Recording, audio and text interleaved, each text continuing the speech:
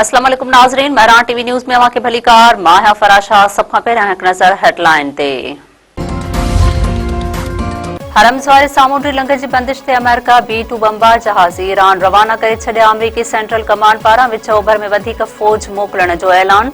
Trump चयो आहे त अमरीकी फ़ौज ईरान जे ॿेट ख़ारिद ऐं फ़ौजी हदफ़नि मथां ताक़तवर हमला कया आहिनि। हरम्स वारे सामूंडी लंघ ते अमरीकी नेवी जल्द जहाज़नि खे तहफ़ुज़ ॾींदी। पंहिंजे बयान में अमरीकी सदर वधीक चयो आहे त ईरान वटि अहिड़ी का बि दिफ़ाई सलाहियत नाहे जंहिंसां अमेरिका जे हमलनि खे रोके सघे।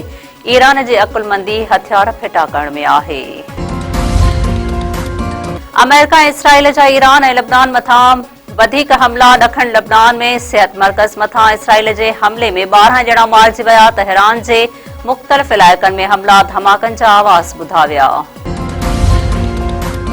इसराइल इमारतुनि जी तबाही जूं वीडियोज़ जारी करण शुरू करे छॾियूं। इसराइली इख़्तियारनि जो चवणु आहे त शोहाम शहर मथां मीज़ाइल हमले में हिक इमारत खे नुक़सान पहुतो। इसराइल जे गादी वारे शहर तेल अबीब मथां ईरान पारां मीज़ाइल हमला कया विया। मीडिया रिपोर्ट मूजिबि तेल अबीब में 20 धमाका ॿुधा विया। मुख़्तलिफ़ हंधनि ते बाहि लॻी वई।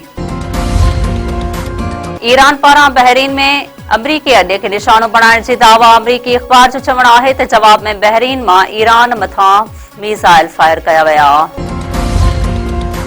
सिक्योरिटी फोर्सेस अफ़गान दहशतगर्दनि जा ड्रोन हमला नाकाम बणाए छॾिया। पाक फ़ौज जो तर्जमान चयो आहे त 13 मार्च ते अफ़गान तालिबान पाकिस्तान मथां ड्रोन हमला कया।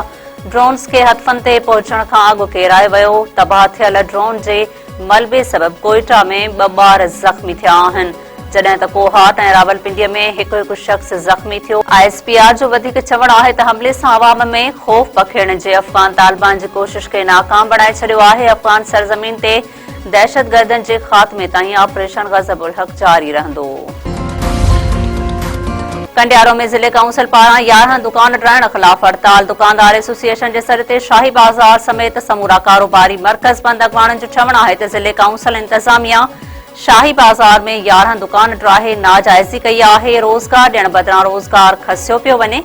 सिंध हुकूमत ऐं ॿिया नोटिस वठी इंसाफ़ ॾियारनि।